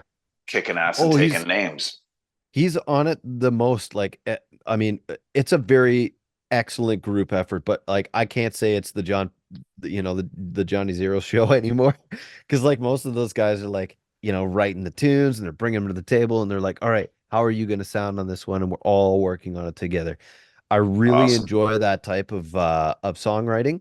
I mean, I've got, another 15 in the can that I've had on my laptop for fucking 20 years, and I've just, kind of, their riffs or a little bit of lyrics or this or that, they all need to get worked on, and they're just not, quite there yet. But they'll come in with a full song. And so another part of why we died over that period of time was our very, very talented and excellent ex guitar player, CJ Keys, put down his guitar. He just put it down, and as far as we can tell, he never played again. Oh, His shitty. dad passed away in like 2020 or 2020 or whatever, maybe 19, and he was the one who taught him how to play guitar, and he was introduced to guitar via him. And that guy was a shredder, man. He was excellent. And That's awful. yeah, and every time he picks it up, he's just reminded, and he just can't do it anymore. And All in time, yeah, all in time. I'm not to to say to speak on it, obviously, but you know what, that's grief is tough, of different for everybody. course. And Grief music passes through should, people differently, for sure. yeah, music can be the healing thing too. But I know of a few people that have done the same thing, that have just said, no, just Yeah. no, couldn't be bothered anymore. So for three of us, I mean, there was some getting together and stuff like that, and then after 3 years, I was like, bro, we got to get a new guitar player. And there was a lot of Mm. resistance because we were a unit, and then eventually I worked them over and we got Jordan in playing with us now. But I mean, I did a lot of solo activities during those years too. I ride a motorcycle. I like to we have a trailer up in Cobaconk. We like to get away, take the kids to do stuff. And summer is where my dadness excels. So I think the priority is, you're going to try to kind of come back full circle in order to be, with the family a little bit more. You got to maybe step away from the business a little bit. Is that what you're saying? Yeah, so at the end of last year, we had a nanny. I had two people working for me, and it was crazy. And now I don't have the nanny. We don't have those two people working for the company. Now my family involvement has like she used to get the kids ready for school in the morning. Now I've got to go and do that. Like my phone's been ringing off every morning from 6 a.m. Mm-hmm. So I'm trying to make steps and set boundaries, especially with customers. Like, don't call me Yep. before 8 a.m. Like, and I'm Yep.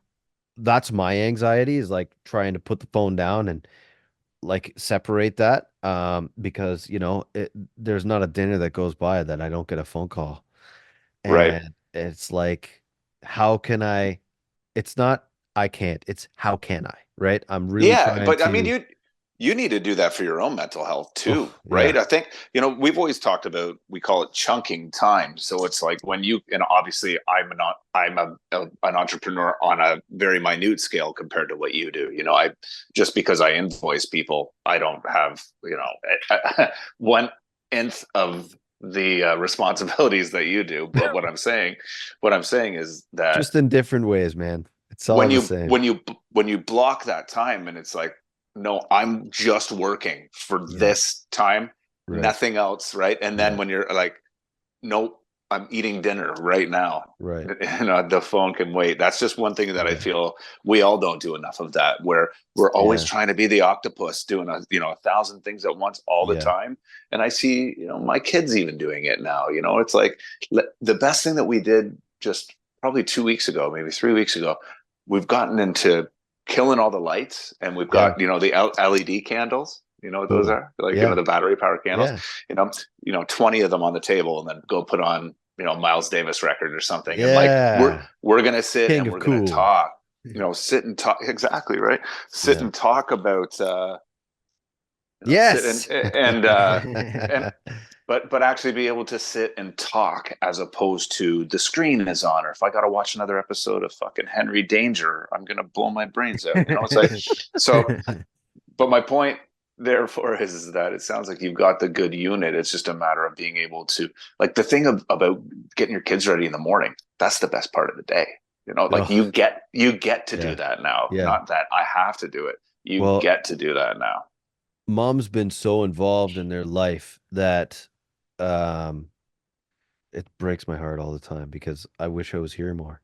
But Evie would come to the room and she would be looking for Mom, because her bed is the closest one to the door, her side of her bed. And then when Mom's not there, she's crying, she's screaming, she's just beside herself, and I can't comfort her. And for months it was like, I want Mama, and Mama's at work. And I can't do anything about that.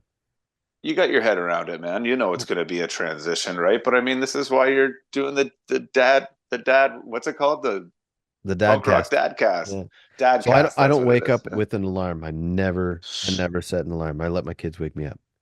And sometimes we're late for school, and I don't care. Yeah. I put them in a school that's it starts at 8:05, and sometimes we wake up at 7:30. Dude, I get it. I totally get it. I kept my kids home the other day. I'm not one of these. If they're slimy, I don't send them to school, because it'll only get worse. You know what I mean? Coffee, slimy, or whatever. I mean, your kids are in public school. They're carrying the plague at all times, really. But I'm at the point now where, like, what are they gonna? We just took them out of school to go to Florida for 2 weeks. You know what I mean? Right. Like, fuck. What am I worried about? And now everybody's sick. Well, it's easier when they're younger. Exactly. Because I mean, they're not really missing anything. But I mean, what are they? 10 and 7 now? Yeah, they learn more being with me. Man. More of the important stuff. Like real who life is this shit playing on the radio. more of the important shit, right? Shaner, what about you? Where are you at right now, man? I don't know. I'm just kind of sitting idle for now. I mean, I got some work to do, I guess, inside the home. Other than that, I guess that's the big thing. Just family stuff. And where are you at, like, with work right now? Do you go into work? I'm still working from home. Still, like, I'm still working from home, and since COVID, we went and visited the studio to go and pick up some concert tickets, like I don't know, a few months back, and he goes, "Oh, this is my desk," and then it's got like a bunch of other people's shit all over it, and he's like, "I guess it's not my desk anymore." Like I went to open my drawers and shit, and like there's nothing in there. Like, it's not my stuff. My bulletin board's been cleared off. I'm like, where'd all my shit go? I guess it's in a box. I think Charlie, I don't even know was Charlie working there when you were working there? No. I don't even know. Ron? Anyway, our engineers. I think one of them took over my space. Right. But anyway, fuck, were we at the front of the office by reception? Yes, Oh, yes. You okay, had okay, moved okay. into that alcove up Yeah, there. yeah. Yeah, Okay. So anyway, my yeah, desk is like cleared out. right. But yeah, anyway, I enjoy working from home anyway. It's way better. I was working in the spacement for a long time. Hmm. I eventually got talked into moving upstairs just because it was just getting dark and depressing with no windows down there. Yeah, it's funny that you said that because I just moved my space from the one end of the basement right into the spot where there's the two big sliding like the walkout. Oh yeah. And it's imperative, man. Like the office that I'm in right now, this is a beautiful, so you can tell this is Carly's office. So everything is white and pristine. There's books all lined up on the Right. Your shelves and everything. background's blurred out. I can't see shit. That's good. That's good. But still, you can just tell, right? Like Yeah. it's so pristine in here, whereas downstairs it's the dungeon, really. Yeah, But yeah. I had to do the same thing for my own mental health. I was like, I need sunlight. I need to have, and then when this summertime's here, I can actually have fresh air coming I in. can't But work from home. Yeah. Whatsoever. so you know what? This is the thing: is that I thought that I loved it, and Yeah. for the first time, I would say probably in the past 6 months, it's getting it. Like even today, this is why I had to say to Shane that I might be a little later. I could have waited until tomorrow to go to Peterborough, but I was like, I got to get out of the house. Like there's some weeks where I'll go 4 days without leaving the house. Jesus. Oh, so Matt, hold I'll on. still go. Also, yeah. Okay. Just let me finish this. I'll still go for a walk. I'll go outside, but I mean, oh, sorry, he's actually gotta pee. But you know what I mean? It's like there are some days or some weeks where, yeah, it's been 3 days I've worked and then I get dinner ready. And then it's like, you force yourself to go outside and go for a walk, right? Yeah. Exercise or whatever. That's me on the weekend, man. I'm home. Yeah. Friday, Yeah. Saturday, Sunday. I'm here. Yeah. It's a tough thing being a homebody. And I was never really like that, but I think now it just makes the times that I'm actually going out, especially if I'm out for the night or if I'm at a show or something, then it's like a little bit more significant, a little bit more worthwhile. Yeah, it's definitely a little bit more significant, let alone the fact that I'm in a village full of like, I think maybe there's 400 people here, so if that I really want like to go, my hometown. Yeah, which I love, but if I want to go and do, if I want to go out or whatever, it's a 40-minute drive if I'm going to go into Peterborough or something like that too. So. What's in Warkworth? Because I'm from a town called Woodsley or South Woodsley, Ontario, which is just south of Bell River, which is just about 40 minutes up the 401 from Windsor. Oh, okay. So it's out there. This is obviously it's a rural farming community. But the main strip or main street has everything that you would need. There's a coffee shop, there's a lickbo, there's a variety store, there's a post office, there's a library, there's a chocolatier. Oh shit! Yeah. Cheese factory? No, there was, but there isn't anymore. It's gone now. Oh. But I feel like based on that, you guys probably have more than 400 people. You would think so, but the actual population of within Warkworth is probably, I would say realistically 600 to 700 people probably. So our town had no traffic lights, had one bank, one ambulance parked at a guy's house, 4 churches, 10 cemeteries, 1 gas station, and 1 convenience store. And that's it. What more do you need? No LCBO. No bar, no nothing. You'd have to go to Bell River or Leamington, which is where I went to the Catholic high school. None of that shit. Okay, Leamington was where Heinz was, if you remember that whole local rabble about Heinz changing to French's and all that shit. I do. That's that was my hometown, man. Well, that's the town I went to high school in, but my hometown was about 45 minutes north of that. Sounds bigger than the town I grew up of, Claremont. Nope. Claremont in the 90s. Yeah, probably. Yeah, I remember. Okay, maybe. I had a friend that lived in Claremont. I remember when I was still in public school, and I remember thinking how it reminded me of, it was still Mayberry, Pleasantville still tiny Yeah, little yeah. place, Well, Yeah. but I love that's that what this movie. is like here. what was his name? Because he'd probably be my age then. Clayton, Yes, I know him. He was Really? he was a year older than me though.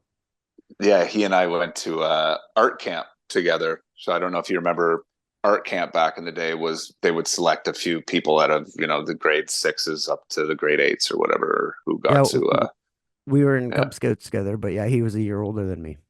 Yeah, he used to be a bigger guy, but yeah, he lived across the street from the school. yeah, so I had been to his house and stuff, and I know his sister, and I think he had a little brother at the time too, and Yep, yeah, he his did. dad, yeah, and his dad was like a lawyer or something like that. But anyway, there you go. Yeah, yeah. Small town people knowing Yeah. small town people. Collecting. Matt, going back to getting out of the house every 4 days or whatever you were saying. Mm-hmm. Mm-hmm. I haven't had a license since really 2001. Because of your seizures. Yeah. 2021. Right. Sorry, 2021. September I knew what you 2021. Yeah. But I am sure our listeners didn't. Yeah, I fucking stuck indoors all the time and I'm working from home.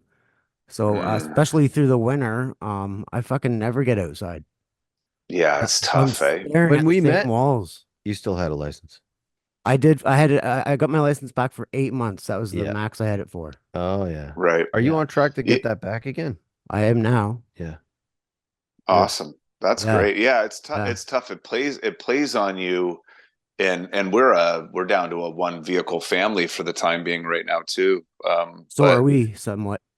Yeah, so it's something that you take it for granted, and if you don't keep an eye on it, that's when the depression and shit can set in because you're just not getting not only all the other stuff, vitamin C and you need to get outside and all, but the change of scenery is so important for my mental health anyway. I'm sure it is for you too. Yeah. And that's why if one thing that I do love to do around the house is just putter. I like to always do a little bit of something just so, and don't get me wrong, I'm not, see this spoon here is handier than I am, but the point is that I always try to at least do something that will keep my mind preoccupied, meaning that I can at least get outside, and especially summertime, like cutting the grass takes me like 3 hours here anyway, but it's like just stuff like that is I got an electric lawnmower and it takes me 15 minutes. Yeah, no, it's a fucking lot is the size of a postage stamp, man. Yeah. Nothing. No, it's great. I think that's just Shane, especially for those of us that still work at home. You just need to figure out an excuse just to get out, even if it's the walk around the block or whatever it is. I remember having to cut the lawn back at my old house. It was an afternoon with a couple of beers. Yeah. In the fucking ride. You have a riding lawnmower? Oh yeah. Hell yeah, buddy. I pushed it. I pushed it for the first year here. We pushed it. And even then, which was great because I thought it was good exercise, and I'm always listening to podcasts and stuff, right? So, but yeah, man, I just feel the older that we're getting, we just need to pay more attention to these little things that we just take for granted, because especially for people that might have that one part of their brain where they go a little stir crazy and tend to the mind tends to wander a little bit when we're stuck indoors and doing the same thing, and you kind of look for things to preoccupy yourself with. Well, no kidding. Now that you mention it, I get it, but I'm not generally conscious of that when it's happening. Yeah. I'll just be stuck here and just go and do whatever. Like for work, I have to leave. Well, that's just it. You're gone all day, every day, I'm sure. Whereas when I don't have work, that's when I start to go fucking loopy. But sitting in my basement in the dark with just nothing but my little tiny Christmas lights and a monitor, and not seeing the sunlight and not being able to hop in a vehicle and go somewhere. Yeah, it's not for good. A very long time. What does that do to you? Makes him want to get drunk. Yeah, pretty exactly. Yeah. Yeah, I understand it quite well. Sit in the garage with the garage door open so I can at least see outside. Yeah, totally, dude. Totally, man. see people walking by and go, "Oh my God, there's humans out there." Yeah. Yeah. I was just gonna mention, like listening to your EP, I could really see some of your influences in your music. That's nice. Americana. Just remembering some of the stuff you used to play for me and stuff you used to always tell me to check out. And Like vice versa. Elliott Smith and vice versa. How do you mean? Yeah, so? you would point out stuff to me all the Oh, time. yeah. Yeah. You know what I always Frank Turner. You turned me on to Frank Turner. Yep. No kidding. Yeah. Yep. Bro. A great Oh yeah, talent. absolutely, dude. Yeah. Cool. Well, we'll sign off with that one. I was gonna say I Cool. do remember sending you, because there is one, Chris Rowe from the Ataris. He did an experimental album. Yep. I remember that. Yeah, and he was really influenced by people like Leonard Cohen. Is it Leonard Cohen? Love that. Yeah. Oh yeah, absolutely. Yeah. Legend. So, same with Damien Rice. Yeah, I was gonna mention him too. Yeah, I was gonna say that. I always loved Chris Rowe because of his photography and his ideas behind the videography. One of his, I think it's in this diary, was a famous video or a one-hit wonder, I guess, aside from Boys of Summer. That was crap. Did you Shane, did you listen to Mono? Yes, that was another one I got from Chris Rowe, because he loved Mono and the song Snow and stuff like that.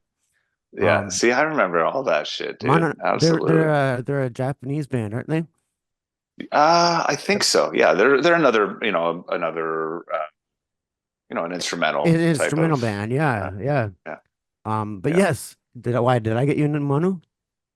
Or I just remember you drawing the parallel because I was always singing the praises of Macaulay, and I remember you saying, "If you like this, you'd like Mono." Yeah, and then I checked out Mono, and I did. Mono's really good. Yeah, yeah. But yeah, like it's that Shane, type of stuff. I'm gonna give you an assignment.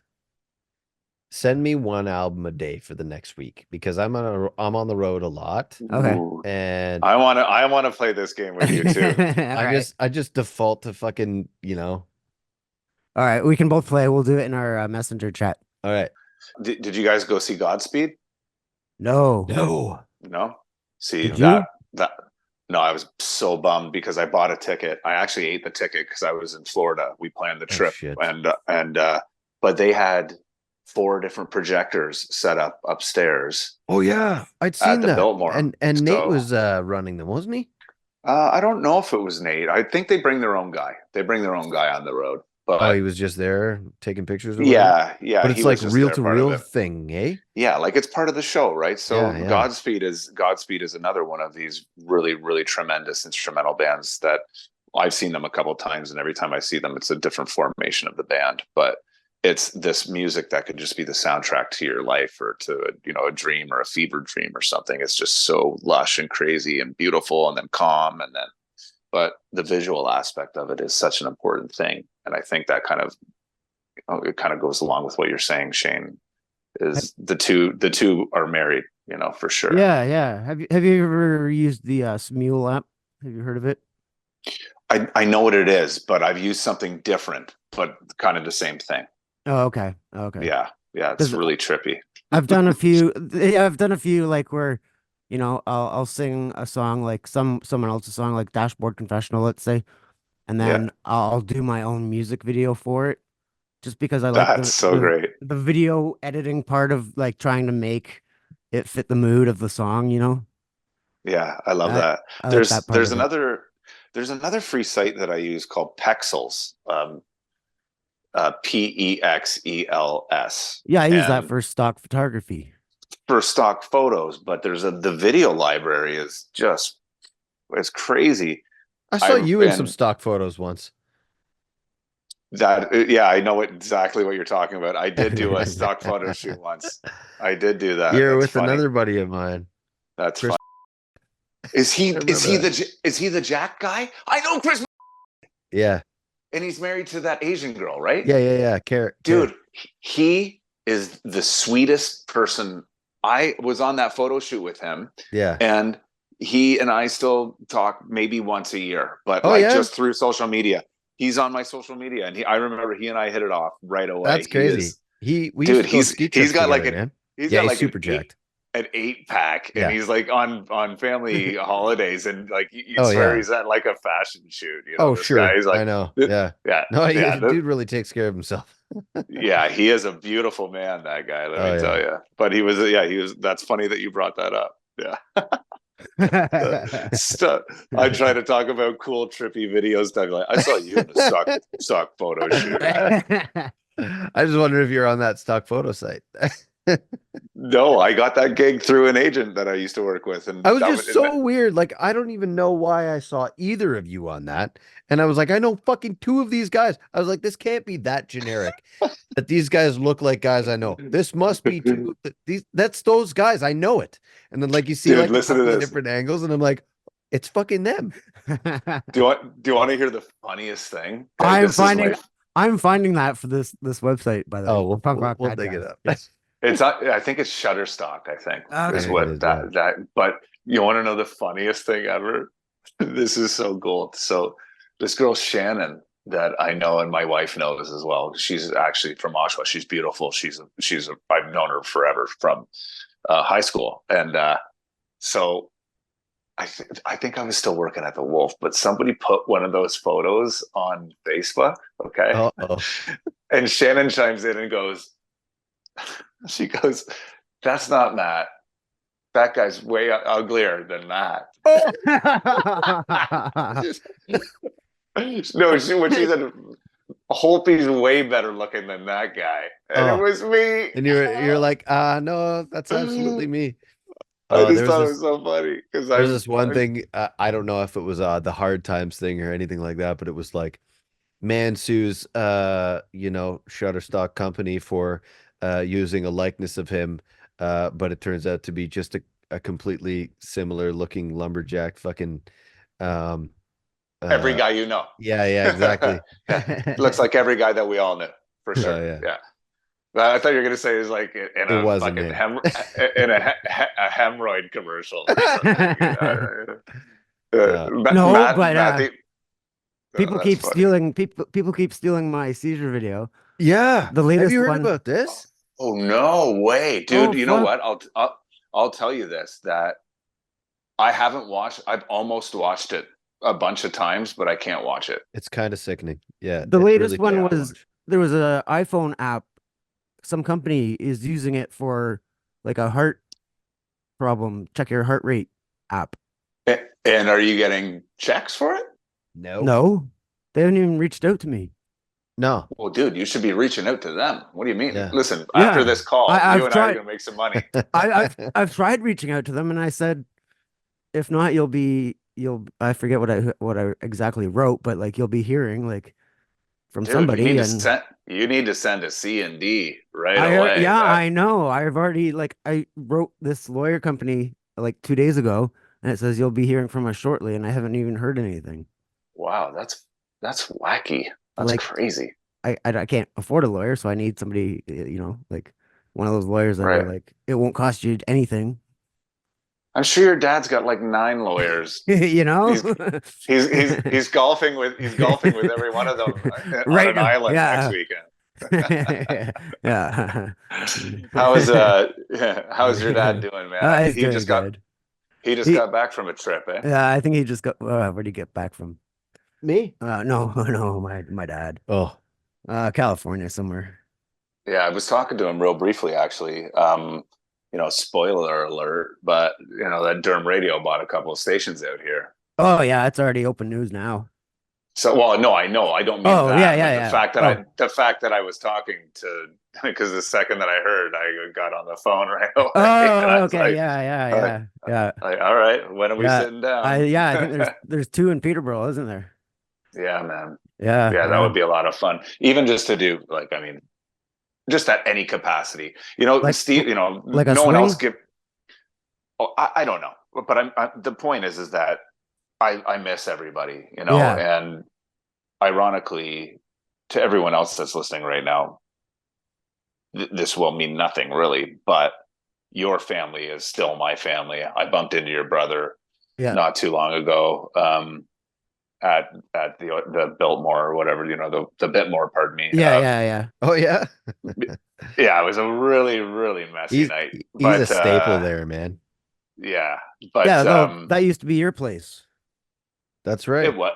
It rented a piece of my heart for a little bit, but the point is that once I heard about Durham radio coming out this way or whatever, I reached out to your dad, and then Steve Cassay, who hired me, obviously, for those that are listening, he and I have remained in touch. So he's been here to my house, and I've been to his place, and he comes to see me play once in a while. And I know that his son is an artist and just a wonderful guitar player and musician. Yeah. And the second that I thought that might be an option was to get back into the Durham radio family. Just like I said, just to dip my toe in, I would jump at the chance. So I hope the next time that we, I'm hoping that might turn into something. You're gonna revive Matt Diamond?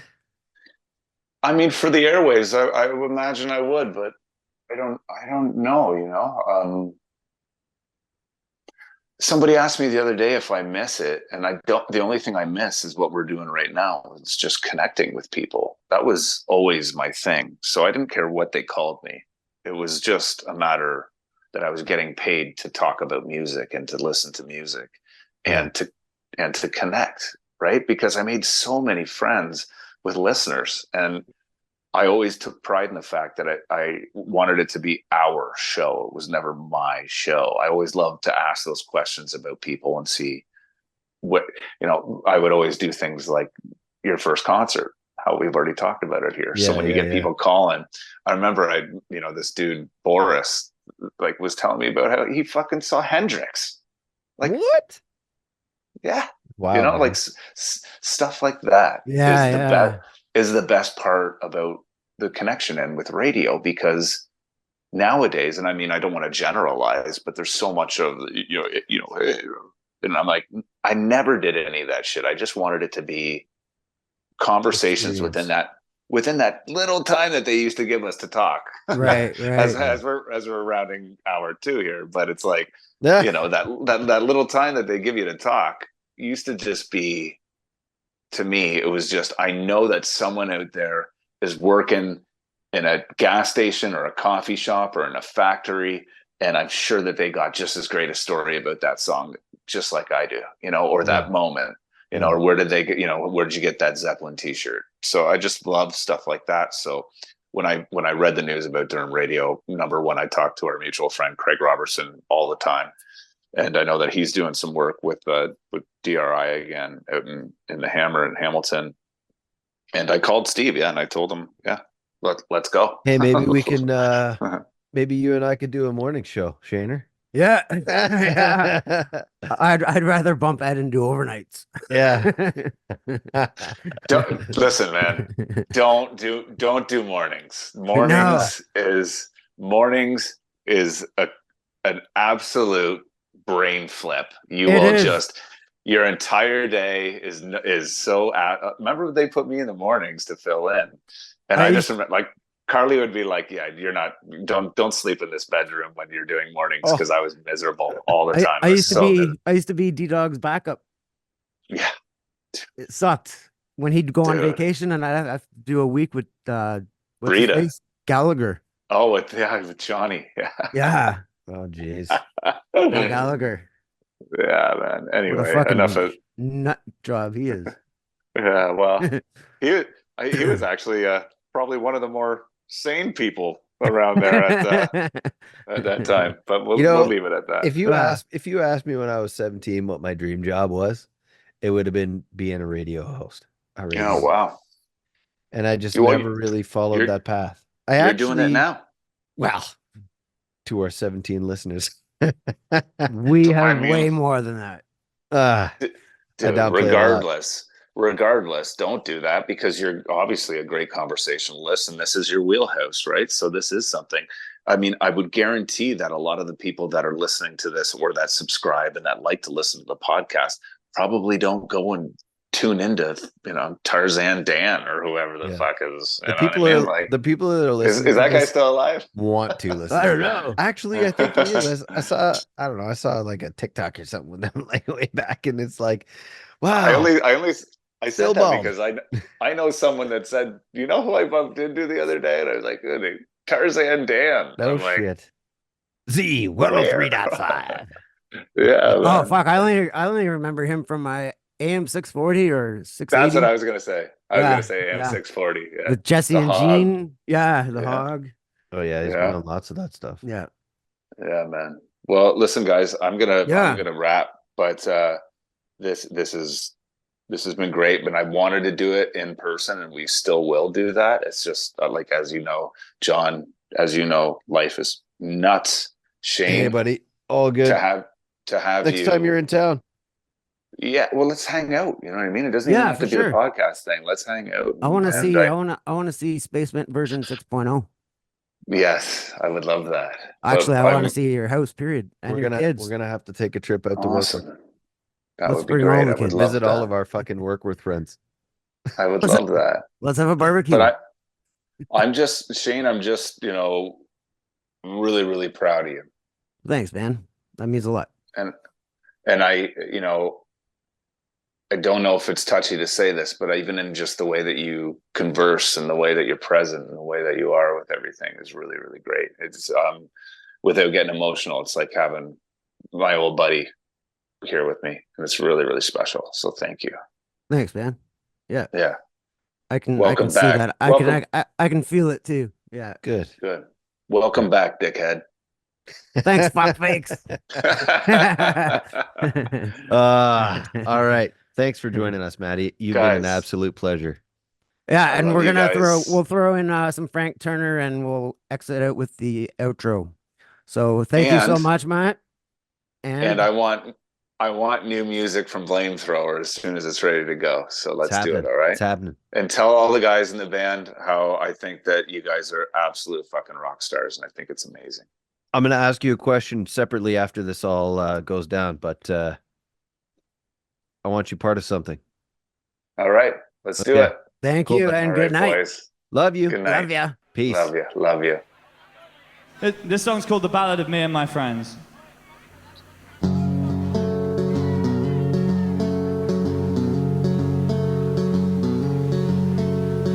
Everybody's got themselves a plan, and everybody thinks they'll be the man, including the girls, the musicians who lack the friends to form a band, the singer-songwriters, the rest of us are DJs or official club photographers. And tonight I'm playing another Nambuka show. So I'm going through my phone book, texting everyone I know, and quite a few I don't, whose numbers found their way into my phone. But they might come along anyway, you never really know.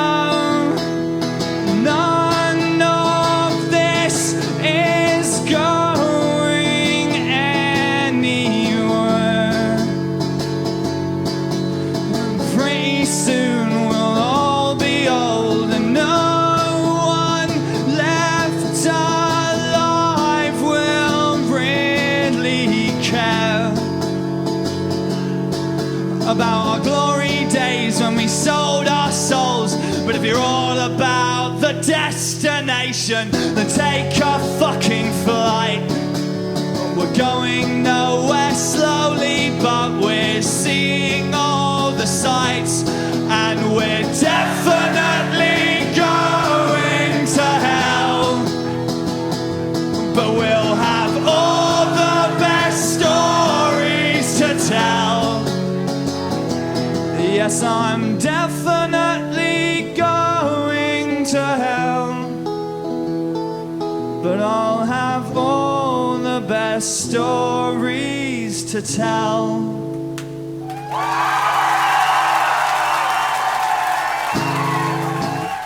you very much. That was 8.